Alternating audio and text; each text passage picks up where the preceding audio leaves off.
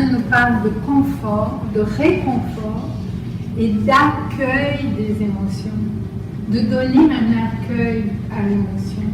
Et de nouveau, on est dans un niveau très très ancien, mais déjà, il y a la notion de confort. Et j'ai deux médecins dans la salle. Avez-vous déjà vu comment ça s'appelle, les bourses d'eau chaude qu'on met quand on a mal au ventre?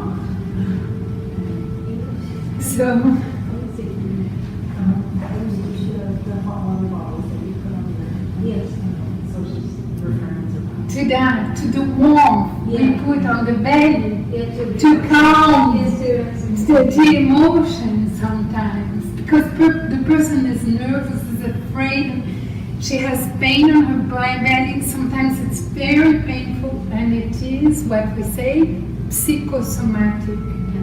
So it's the psychic emotions that manifest on the body, and what we are trying to develop here is a sensation of comfort, of being comfortable with our emotions, and to open, to feel them, to recognize them, to accept them, to study them, and in a way to make them positive, transform. So the belly chakra, Swadhisthana, is a chakra of comfort, of being comfortable. Ça va pour l'instant, français, anglais, it's okay, French and English, it's okay, it's correct. Then we have Manipura chakra, which is action. It symbolizes action. Can I just yes, please 1 second? Would you like to take notes if you have any questions step by step? I can give you these process. Je peux vous donner si vous avez des questions. You can write them down. So, do you need the pen? Okay, I'll bring it. Sorry. So, Manipura. Manipura chakra is action chakra. So we balance our activity. What they notice, that we have hyperactivity or low activity in nursing. Yeah.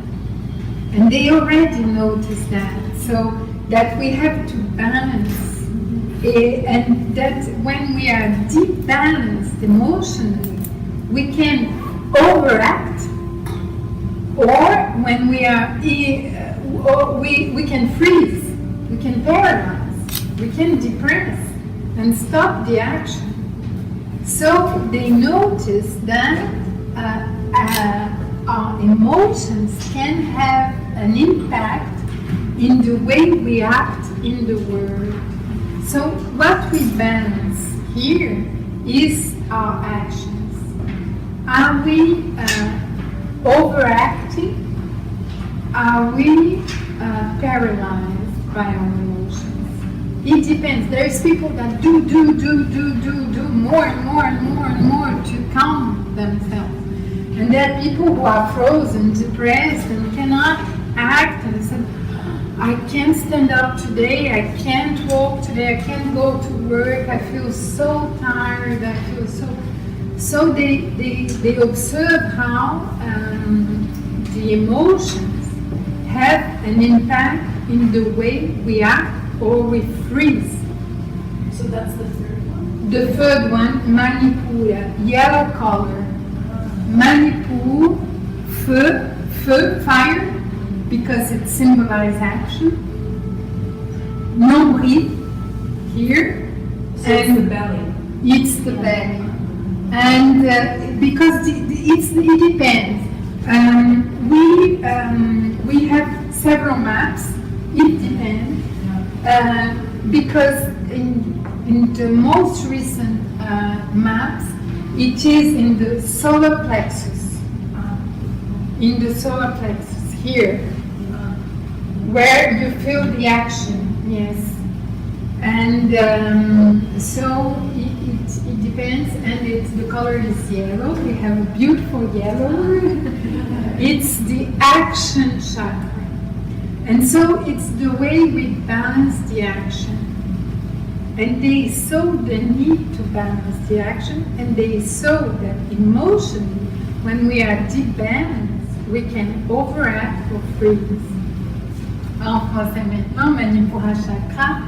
Donc le Manipura Chakra, chakra de l'action, couleur jaune, l'élément feu, il est ici situé dans le nombril, mais on le voit aussi au plexus solaire. Et puis on va retravailler ces localisations, parce que les localisations vont devenir de plus en plus précises entre les émotions et le corps, à mesure que les recherches dans le temps vont avancer.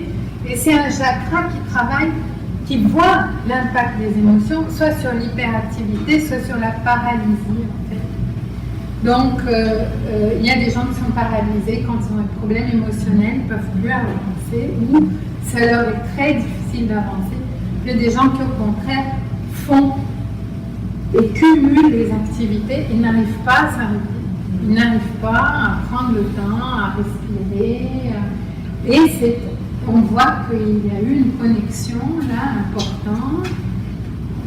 C'est sûr que moi je ne suis pas médecin et je n'étudie pas les pathologies, donc je ne vais pas étudier le système psychosomatique de maladies liées à l'hyperactivité et de l'absence d'activité, mais ce que je vois, c'est que nous pouvons équilibrer les activités, que le travail émotionnel nous permet d'équilibrer nos activités. C'est-à-dire que si on travaille nos émotions, on aura un temps pour restaurer, réparer le stress. Et j'ai même lu beaucoup sur le stress. Quand on a des périodes de grand stress, pour se reposer, il faut se mettre en dessous de la zone de stress. C'est-à-dire qu'on ne revient pas au niveau d'activité normale, on se met en hypoactivité. C'est-à-dire que vraiment on ralentit. On travaille presque en slow motion avec soi-même quand on a été dans des rythmes très accélérés. Et Wafa pourra nous en parler plus longuement, hein, Wafa, parce que je pense que le move with me est lent, justement parce que peut-être les gens ont subi une violence qui les a mis dans des mouvements de beaucoup d'activités. Peut-être pourras-tu faire un lien sur la lenteur et la restauration du niveau de stress que certaines personnes vivent, parce que le yoga peut amener par une certaine relaxation à se restaurer. Bon, alors, then we go to the heart, Anahata Chakra, pink or green, and it is very interesting. It's harmony chakra. It means, are we in harmony? Are we connected with ourselves and the others? How we relate with the others? How we give and receive? Because love is to give and to receive. Do we give and don't receive? Do we receive and don't give? How do we balance the giving and receiving in life? And I know that sometimes we give a lot and we receive very few. So there is a deep balance in the giving and receiving. And there is a Tai Chi, because Tai Chi also started, it's a very beautiful Tai Chi move that says, I bring to my heart what I need, I give to myself what I need, and I take away, I give away what I don't need. So the position is this position. It's not open, it's not closed, it's a balanced position. And this is very beautiful. It's a kind of balance between giving and receiving. So, Anahata Chakra, le chakra du cœur. C'est le chakra de l'harmonie et c'est le chakra relationnel. Et ils avaient déjà vu aussi que l'émotion peut nous faire beaucoup donner, recevoir peu, beaucoup recevoir, donner peu. Donc il y a un déséquilibre émotionnel entre le donner, ce qu'on donne, et ce qu'on reçoit. Et donc je disais qu'en Tai Chi, on dit j'approche de moi ce qui m'est nécessaire et j'éloigne de moi ce qui ne m'est pas nécessaire. Et je fais un mouvement comme de défense. Hein, et donc j'amène vers moi ce que j'ai besoin et j'écarte de moi ce que je n'ai pas besoin. Donc il y a une espèce d'équilibre entre le donner et le recevoir. Je ne suis pas comme ça, c'est-à-dire je donne tout, bras ouverts, ou en défense, je ne reçois rien.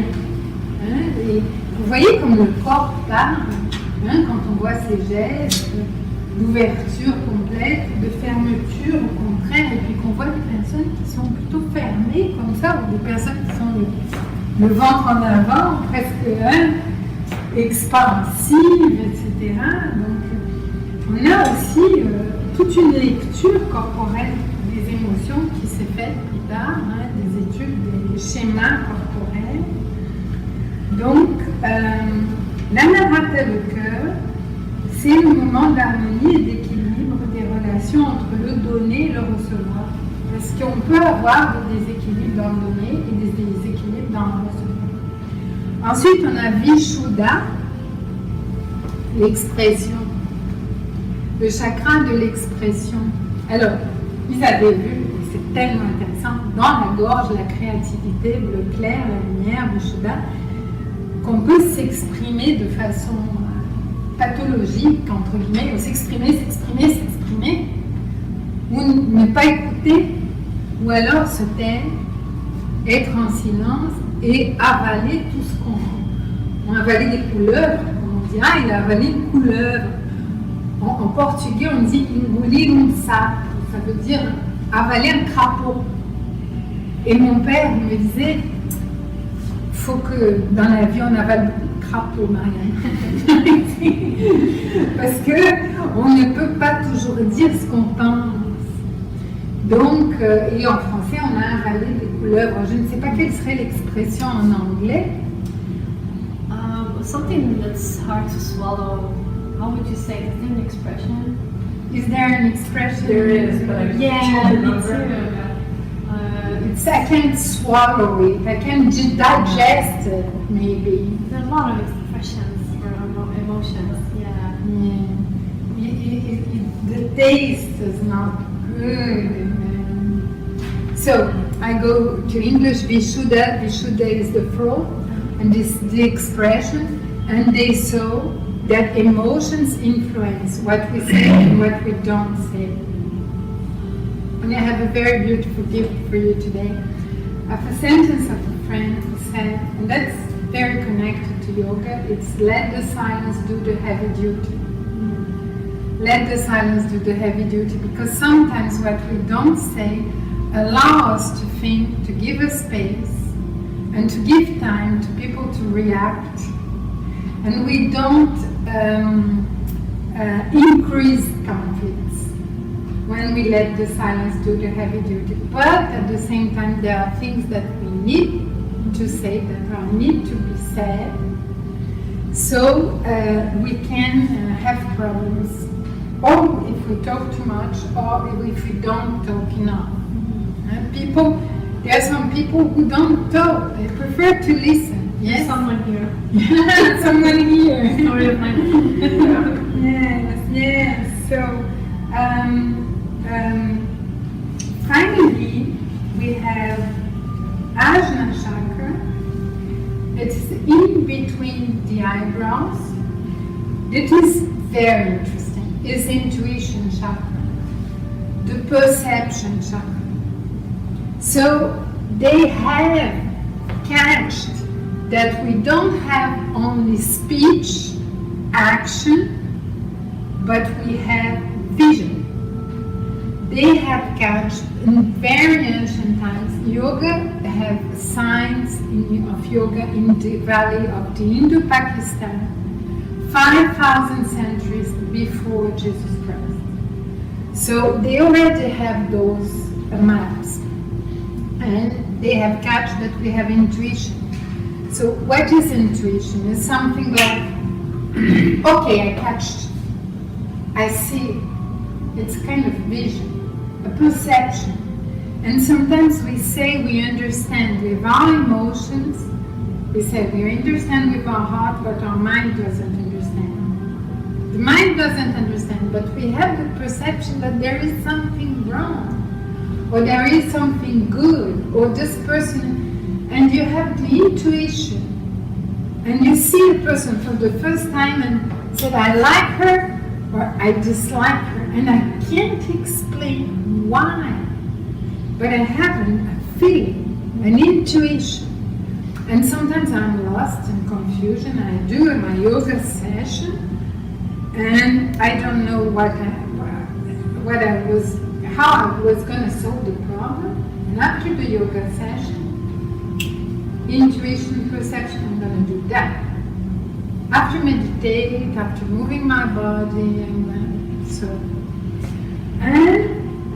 en français, très intéressant, ils avaient déjà perçu l'ajna chakra, l'intuition. Et l'intuition est une forme de vision. Ils le mettent en troisième œil, hein. Les hindous mettent même un petit cercle ici au-dessus de la tête là, pour vraiment symboliser le troisième œil. Les premiers signes de yoga sont dans la vallée de l'Indo-Pakistan 5000 ans avant Jésus-Christ. Donc déjà ils avaient vu qu'on n'était pas simplement un système de pensée et d'action, on était aussi un système d'intuition, de perception, c'est-à-dire qu'on avait une sorte de cerveau émotionnel, d'intelligence émotionnelle, et ils l'ont capté, cette intelligence émotionnelle qu'ils appelaient le ajna, et ils essayaient de travailler comment développer l'intuition.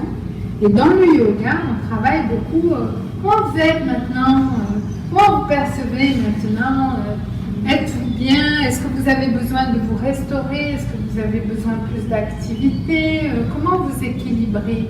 Donc on travaille beaucoup d'aiguiser cette conscience émotionnelle, cette conscience de ce corps émotionnel.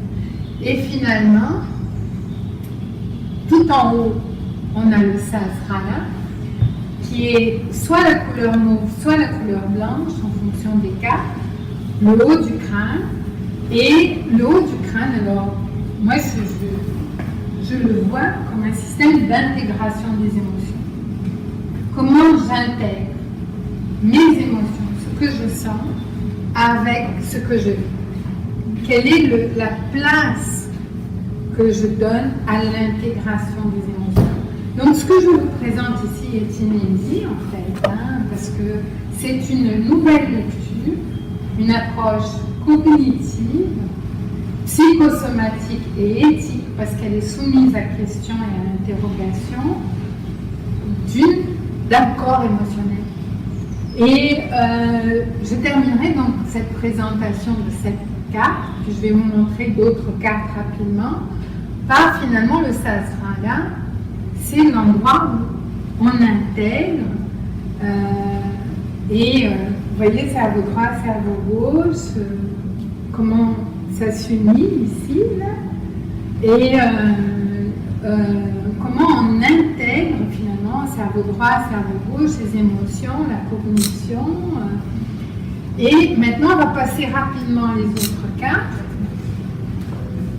Et puis, alors, voilà, aujourd'hui, Future Science, il y a eu une expérience qui s'est faite sur 700 personnes et ils ont balisé dans le corps les émotions de 700 personnes. Et ils ont remarqué que les émotions étaient senties par les personnes aux mêmes endroits. Donc ils ont vu, et ça maintenant, dans des recherches très récentes médicales, Et qui c'est qui faisait partie de la recherche? Antonio Damasio, qui a fait l'erreur de Descartes, qui donc, l'erreur de Descartes, c'est je pense, donc je suis, et qui dit non, non, je sens, donc je suis. First I feel, then I act, then I think. Very often I don't think that I am, I feel that I am. So I go to English naturally. It is a research, Antonio Damasio took part of this research about how people, it's actually his research in future science. We have all the connections and the texts and the links about this research in our website in Facebook, A Real Talk About Yoga. You can find us on Facebook in A Real Talk About Yoga. So it is very interesting. 700 people drew in the body where they felt the emotion, when they felt the emotion. So anger, when you blush, fear in your chest, disgust, but I would just show you two things. That happiness is you feel the whole body, you're happy, you feel the whole body. Depression, you don't feel. You don't feel anymore. It's like anesthesia. It's like a way of, I don't want to feel. I can't feel anymore. So, shame, you blush, envy is in the face, and we can see the jaw muscles when anxiety is in the chest. And so it's very interesting that people drew the same places. And we have a new map, and then we have a third map. J'ai déjà expliqué en français? Oui? Ça va, j'ai expliqué en français? Oui, oui. Donc on va au troisième cas. So here I talk to the physicians. I'm not a physician, but there is people doing psychosomatic research and making connection in between the emotions, the chakras, where they're rooted, and the pathology. So I just wanted to show Muladhara chakra is connected to sex, anus, and the sexual system. So emotions that are disturbed in that part can affect those parts of body. I'm not a physician, I'm not a specialist of psychosomatic. What I'm showing is there is a map that connects the chakras and the organs and the emotions. So today there is people looking if this very, very ancient system that was the first system of mapping in the body the emotions can have an effect in the emotional health. So I come to my second part, is that we can speak about an emotional health, and we can speak about needs of our emotional body.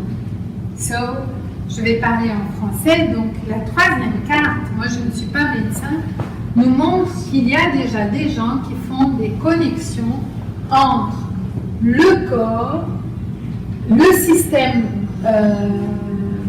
limbique par exemple,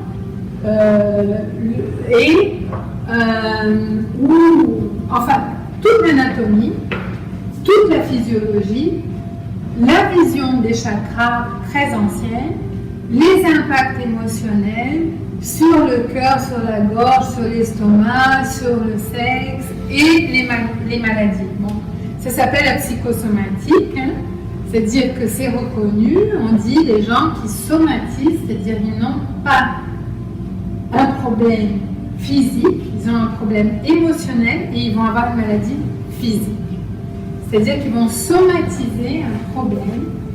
Et il y a déjà des chercheurs qui travaillent dans ce sens en disant, bon, moi je vois par exemple, je peux donner un exemple très personnel, quand je suis sous stress, j'ai une migraine. Mon symptôme est la migraine, la cause n'est jamais rationnelle, elle est toujours émotionnelle, la cause de la migraine. Donc, je ne sais pas comment et par où on traite les migraines de la meilleure forme. Je suis en train d'avoir, justement, j'ai eu un scan du cerveau, et qu'est-ce qu'on m'a dit? Faites du yoga. Faites du yoga, ça va être bon pour vos migraines.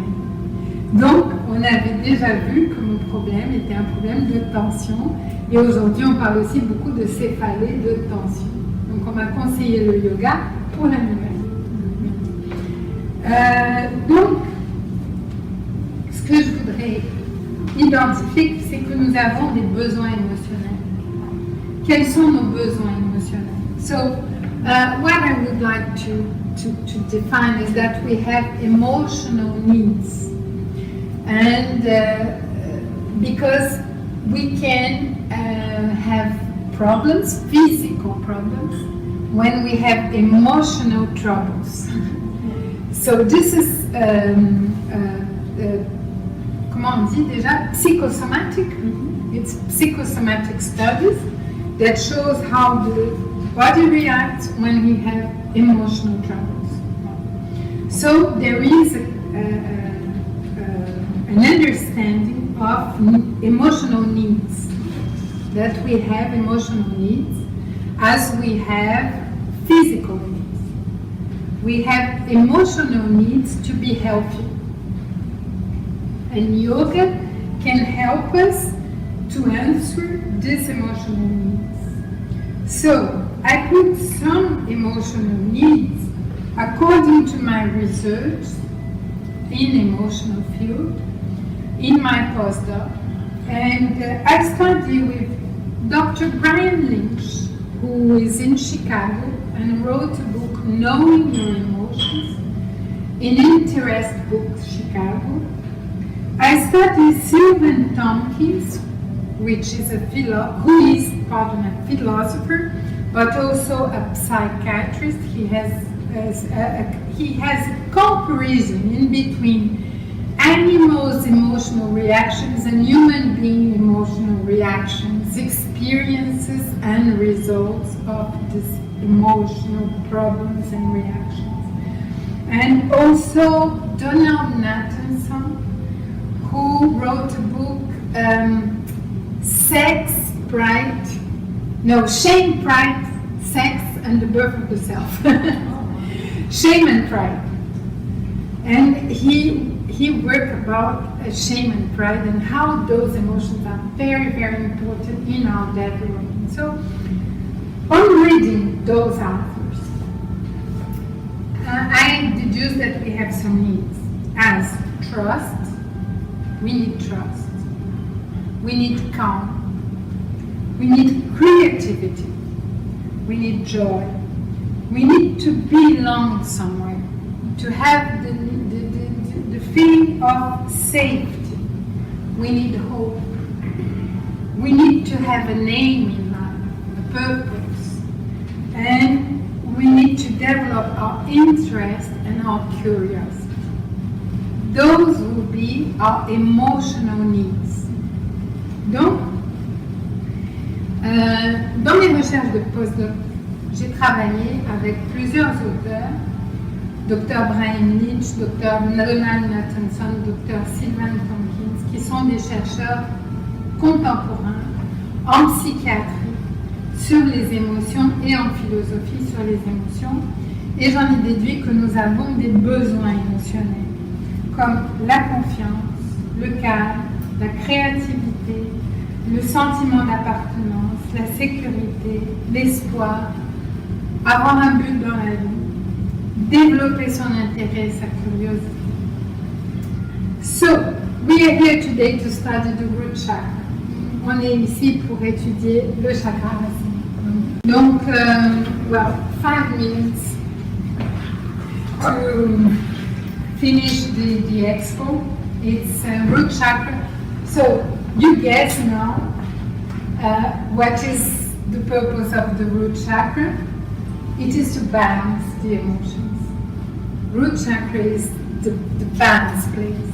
So to have a healthy root chakra, where do I have to work? So I said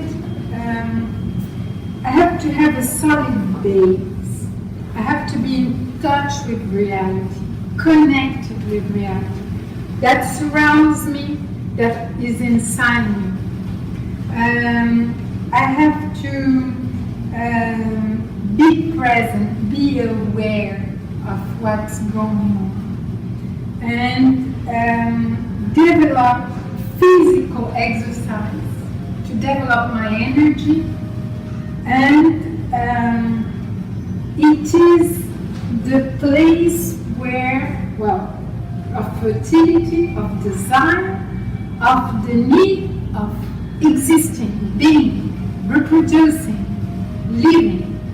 So it's connected with the need of living. A healthy root chakra, it's a person is well-based, have a good presence. The color is red. If you want to stimulate this chakra, the color is red. The symbol is earth, so grounded. And if you observe someone who is healthy, it's someone with energy, with a lot of energy, and vital energy. Alors, chakra racine, qu'est-ce que serait un bon travail en santé avec le chakra racine pour que le chakra soit en santé? C'est-à-dire, c'est l'ancrage, la base, le sentiment d'appartenance, l'assise, la présence, la façon dont on se relationne avec les autres, la conscience de son environnement, la conscience avec la réalité, la présence à ce qui nous arrive et à ce qui nous arrive à l'intérieur. Donc ça, ce serait le travail d'un chakra en bonne santé, et on pourrait parler de santé intégrale. Petite question, pourquoi est-ce qu'on n'a pas étudié les émotions avant? Parce qu'on ne sentait pas ces émotions.